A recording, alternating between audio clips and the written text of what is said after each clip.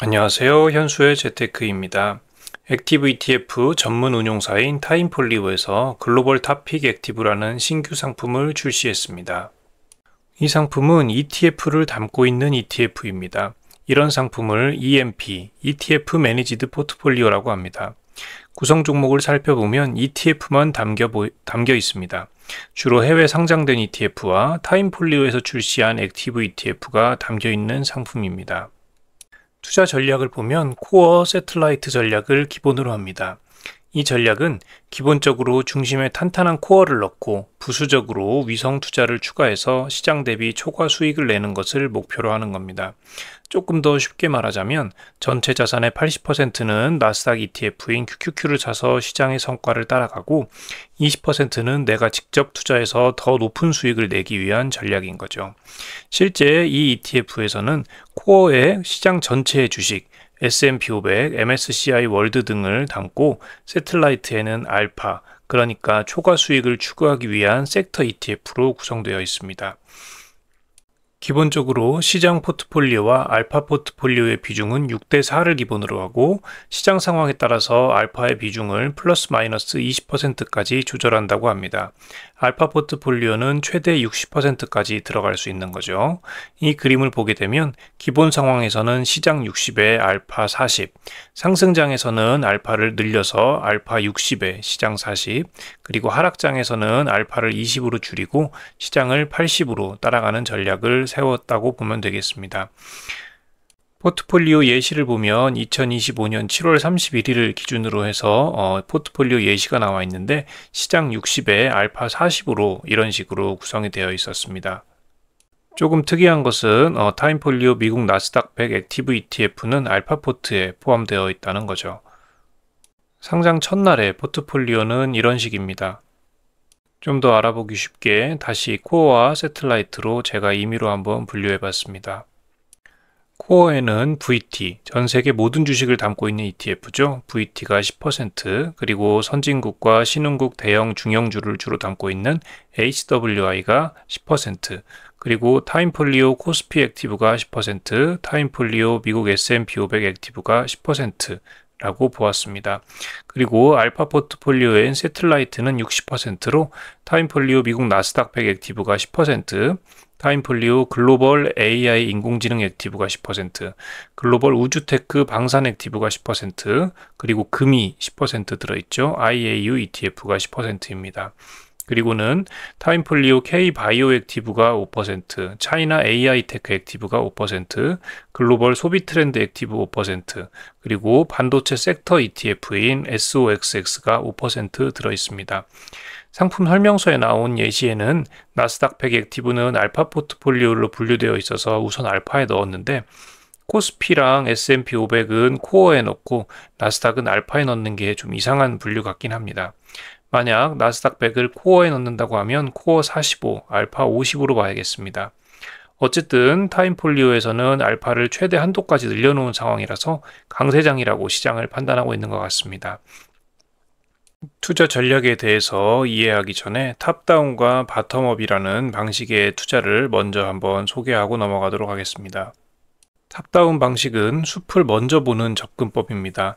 하향식 접근법이라고도 불리며 거시경제, 매크로의 큰 그림에서 시작해서 점차 범위를 좁혀가며 개별 투자 자산을 찾는 방식입니다. 먼저 금리나 인플레이션, GDP 성장률, 환율 등 전반적인 경제 상황을 분석합니다. 그 분석을 토대로 경제 전망이 가장 밝은 국가나 시장을 선택합니다. 예를 들어서 미국에 투자하겠다 또는 한국 같은 신흥국에 투자하겠다라는 거죠. 그리고 해당 시장 내에서 가장 유망하다고 판단되는 산업이나 테마, AI, 헬스케어, 반도체 같은 섹터를 고르게 됩니다. 마지막으로 그 섹터나 테마에 속한 가장 매력적인 개별 주식이나 ETF를 선택하는 방식의 투자 방법입니다. 바텀업 방식을 보게 되면 이것은 나무를 먼저 보는 방식의 접근법입니다. 상향식 접근법이라고도 불리며 탑다운과 정반대의 방법입니다. 거시경제나 산업 동향과 관계없이 개별 기업의 본질적인 가치에 집중합니다. 그래서 개별 기업 발굴을 우선적으로 해서 재무제표나 경영진의 역량, 기술력, 비즈니스 모델, 시장 내 경쟁 우위 등을 분석해서 훌륭한 기업을 찾습니다. 그리고 이 기업의 내재 가치 대비 현재 주가가 저평가되어 있는지를 집중적으로 분석합니다. 그리고 이렇게 발굴한 우량한 개별 종목들로 포트폴리오를 구성합니다. 좋은 기업은 시장 상황이 좋지 않아도 결국은 주가가 오른다는 믿음에 기반해서 개별 종목 선정을 중요하게 생각하는 방식인 거죠. 두 가지 투자 방식 중에 뭐가 맞다 틀리다를 이야기하려는 것은 아니고 두 방식 모두 적절하게 조화를 이뤄서 투자하는 게 좋겠습니다. 이 글로벌 탑픽 액티브 ETF 같은 경우는 매크로 분석을 통해서 현재가 강세장인지 약세장인지를 우선 판단하고 이것을 통해서 코어와 알파의 비중을 정하게 되어 있습니다. 이후에는 어떤 섹터와 테마가 괜찮을지를 판단해서 해당 섹터 ETF를 고릅니다. 고른 섹터 ETF는 타임폴리오에서 운영하는 액티브 ETF들이라서 이미 바텀업 방식으로 좋은 종목을 골라놓은 ETF일 테니까요. 결국 이 글로벌 탑픽 액티브 ETF를 사는 투자자는 탑다운과 바텀업이 잘 조화된 투자를 할 수 있게 되는 거죠. 물론 주식 100%인 상품이라서 투자자 개인적으로 자산 배분을 하는 것이 좋겠습니다. 타임폴리오를 신뢰한다면 이 ETF는 한 달에 한 번 리밸런싱을 하는 상품이니까 리밸런싱 된 후에 코어 알파의 비중에 따라서 내 전체 포트폴리오의 위험 자산과 안전 자산의 비중을 조절할 수도 있겠죠. 예를 들어서 코어 60, 알파 40의 상태라면 현재는 기본 상태니까 나도 주식 60에 금 채권 40으로 조정할 수 있겠습니다. 반면에 코어 40, 알파 60의 상태라면 타임폴리오에서는 현재를 강세장으로 보고 있는 거니까 나도 주식 80에 금 채권 20%로 조정할 수 있겠죠.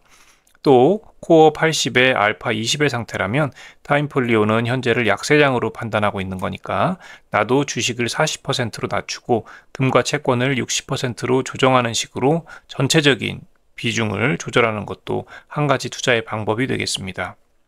총 보수율은 0.06%입니다. 아마도 타임폴리오에서 운용하는 상품 중에서 가장 쌀 것 같은데요. 상장 첫날이라서 실부담 비용률은 아직 알 수 없습니다. 그런데 주의할 것은 총 보수 0.06%는 저렴하긴 하지만 실제 투자자가 부담해야 하는 비용은 이것보다는 훨씬 높습니다.